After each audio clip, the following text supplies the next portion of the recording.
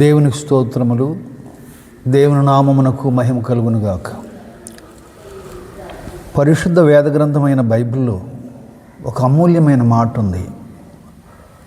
యోహాను సువార్త 17వ అధ్యాయము 3వ వచనం. అద్వితీయ సత్యదేవుడవైన నిన్నును నీవు పంపిన యేసుక్రీస్తుని ఎరుగటయే నిత్య జీవము. అద్వితీయ సత్యదేవుడవైన నిన్నును నీవు పంపిన యేసుక్రీస్తును ఎరుగటయే నిత్య జీవము. సత్యదేవుని నిత్య సువార్తలో ఉండే భావగర్భితమైన అనుభవాల్ని కొన్ని ఈ గడిలో మీకు తెలియచేస్తున్నాం. ప్రభు అయిన యేసుక్రీస్తుని ఎరిగిన వారా లేక ఎరగని వారా, బోధకుల, కాపరుల, సువార్థికుల, ఒక శ్రేష్టమైన మార్గం ఇది, సత్య మార్గం. యేసుక్రీస్తుని ఎరగడము అంటేనే నిత్య జీవం అంటే దాని భావాన్ని ఒకసారి పరిశుద్ధ గ్రంథమైన బైబిల్ని ఆరంభించి మొదటి అధ్యాయమును ఒకసారి దృష్టించినట్లయితే ఫస్ట్ ఆ కనబడుతున్న మొదటి వచనమే ఆదియందు దేవుడు భూమి ఆకాశములను సృజించెను అని ఉంటుంది. ఇది ఎంతటి అద్భుతము అని అంటే ప్రపంచ గ్రంథాల్లో దేనిలో కానీ మొదటి పేజీ లేక ఫస్ట్ చాప్టర్, మొదటి అధ్యాయం, మొదటి వచనం, ఇంత గొప్ప మర్మయుక్తమైన సత్యము ఎన్ని గ్రంథాలు చదివినా దొరకనటువంటిది. కాబట్టి నేను ఆ పాఠ్య భాగాన్ని చదివిన దినానే ఆయన గొప్ప దేవుడని అంగీకరించడం జరిగింది. ఆదియందు దేవుడు భూమి ఆకాశములను సృజించెను అనే మాట తర్వాత 6 దినములలో క్రమక్రమంగా రోజుకి సృష్టిలో ఏమేమి ఉన్నాయో రోజుకి కొన్నిటిని ఒక దినమునకు మరొక దినమునకు మరొక దినమును 6 దినములు సృష్టి యొక్క క్రమాన్ని అంతా కూడా సృష్టించి మన ముందు పెట్టాడు దేవుడు. దేవునికి స్తోత్రములు కలుగునుగాక. 6వ దినమున ఆయన ఏం చేసినాడంటే మొదటి దినము నుండి 6 దినముల వరకు ప్రతి సృష్టమును ఇది మంచిది, ఇది మంచిది, ఇది మంచిది అంటూ సృష్టించి మరి 6వ దినమున నిలిచి ఉన్న నేను, నా పితరుడైన ఆది మానవుడు ఎలాగున్నారా ఆ దినానంటే మొదటి మానవుడు ఈ యొక్క గ్రంథములో చెప్పబడినట్లు దేవుడు ఎలాగున్నాడో అదే ఆకారాకృతి. ఎప్పుడైనా ఆలోచించారా మానవుడు ఎంత సౌందర్యవంతుడు, ఎంత ఆకర్షణీయుడు, భగవంతుడు అంటే ఎలాగుంటాడు అని అంటే ఆనాటి ఆది మానవుడైన ఆదామును చూసినప్పుడు సాక్షాత్కరించిన దేవుడే కనబడతాడు. అంత సుందరమైన స్వరూపం. ఆ రూపమే దేవుని రూపం. పరలోకంలో దేవతలు అలాగే లేరండి. మానవుడు మాత్రమే ఇంత సౌందర్యవంతుడు. ఆఖర అంటే 6వ దినమున సృష్టి యావత్తును చేసి మానవుణ్ణి సృష్టించి ఈ సృష్టి అంతా నీ కొరకు ఇచ్చేసాను, దీన్ని పరిపాలించు, అభివృద్ధిలోకి తీసుకురా అని మానవుని చేతుల్లో పెట్టాడు సృష్టి యావత్తు కూడా. ఇది మొదటి స్థితి. మానవుణ్ణి ఎలాగ నిర్మించినాడా అని అంటే మొదట 2-3 అధ్యాయాలు చదివితే ఆది కాండంలో నేల మంటిని తీసుకొని ఒక బొమ్మాకార విధానాన్ని చేసి ఆ బొమ్మని భగవంతుడు ఎలాగుండాడో అలాగా అమర్చి తను ఎలాగుండెనో ఆ మట్టితో నిర్మితమైనటువంటి మానవుడు కూడా అలాగే ఉన్నాడు. ఆ తర్వాత రెండవదిగా ఆ మట్టి బొమ్మ నాసికారంధ్రముల గుండా జీవము లేని స్థితిలో దేవునిలో ఉండేటటువంటి జీవాత్మను ఆ నాసికారంధ్రములలో ప్రవేశపెట్టగా అద్వితీయమైనటువంటి మానవుడైనాడు.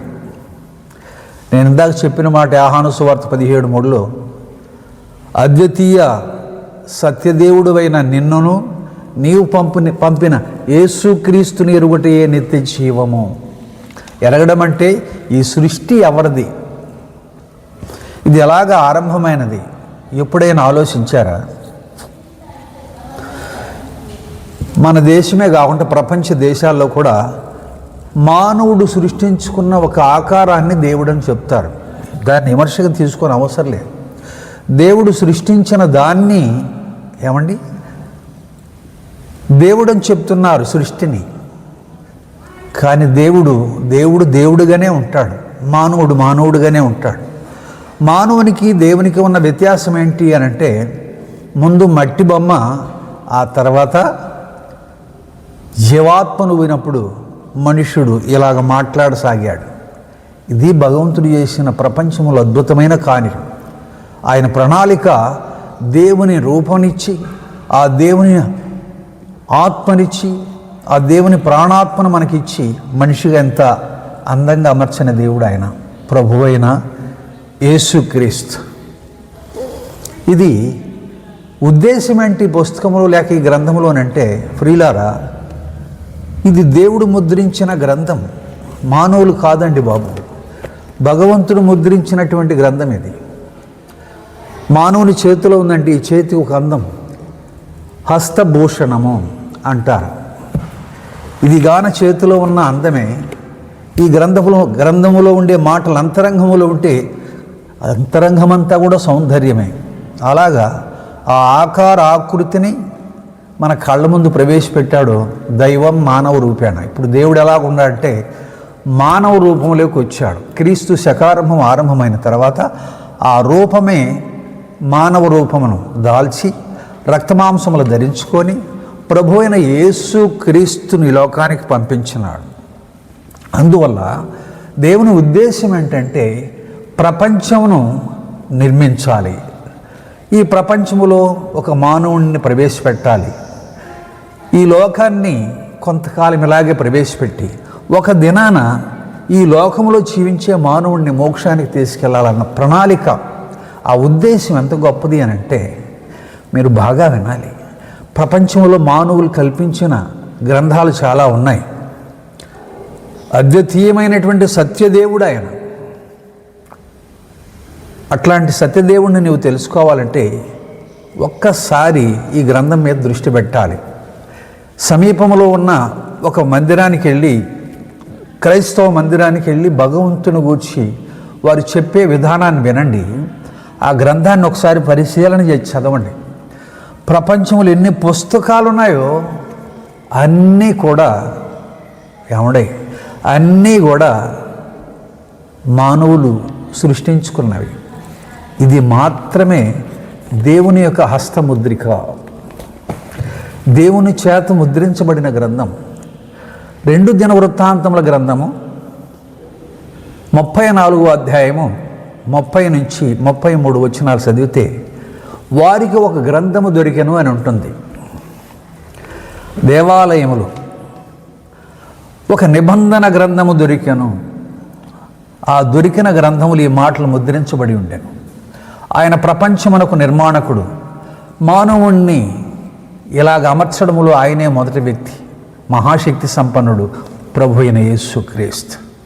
కాబట్టి సత్యం ఎందుకు తెలుసుకోవాలా, ఇది ఎందుకు మన దగ్గరకు రావాలా, ఎలాగ నిత్య జీవం వస్తుంది, ఎరగడం అంటే ఏంటి? ఆయనే సృష్టికర్త, ఆయనే మన కోసం ఈ లోకానికి వచ్చిన దేవుడు, దైవ కుమారుడు, దైవ మానవుడు, అద్వితీయ సత్యదేవుడు ఆయన. భారతదేశంలో ద్వైత అద్వైత అని ఉంటుంది. ద్వైత అంటే నేను గతకాలంలో చదువుకున్నవి, విన్నవి, పెద్దల దగ్గర నేర్చుకున్నవి. ద్వైత అంటే ఒక మతము, అద్వైత అంటే మరొక మతం. ద్వైతాకి రామానుజాచార్యులు గ్రంథకర్త అయితే అద్వైతాకి శంకరాచార్యులు గారు గ్రంథకర్త అవుతారు. క్రీస్తు శకారంభములు ఈయన ముద్రించిన గ్రంథాలు మన భారతదేశం బాగా చదువుతుంది. క్రీస్తు పూర్వము సృష్టి ఆరంభం కాకమునిపే సాధారణమైన ఒక వ్యక్తికి మన ఆసియా ఖండంలో ఈ గ్రంథములో ఉండే మాటలన్నిటి కూడా దేవుడు రాతి శాసనముల మీద ముద్రించి మానవుని చేతిలో ప్రవేశపెట్టాడు. ఈ వెళ్ళి ప్రకటించు అని మోషే అనే ఒక దైవజనుణ్ణి పంపించి మనకు అందించాడు. మానవుని యొక్క కల్పిత కథగాది ఇది. భగవంతుని చేత ముద్రించబడిన గ్రంథము ఒక సాధారణమైన వ్యక్తిని మహాప్రవక్తగా అమర్చి ఆ మోషే అనే దైవజనునికి ఈ మాటలు అందించగా, ఈరోజు మనము ఈ ప్రకృతి సౌందర్యమును, సర్వసృష్టిని, సర్వమానవాళిని ఎలాగ అమర్చి మరలా తిరిగి ఈ లోకముని విడిచిన తర్వాత మోక్ష ప్రవేశం ఎలాగ తీసుకెళ్ళాలా అన్న ప్రణాళిక ఈ గ్రంథంలో మనకు ముద్రించి ఇచ్చినాడు దేవుడు. ఆయన ఈ గ్రంథంలో మూడు విషయాలు. ఒకటి, ఆయన ఎవరు అనంటే సృష్టికర్త. 2, ఆయన ఎవరు అనంటే పాపరహితుడు, పాపము లేనివాడు.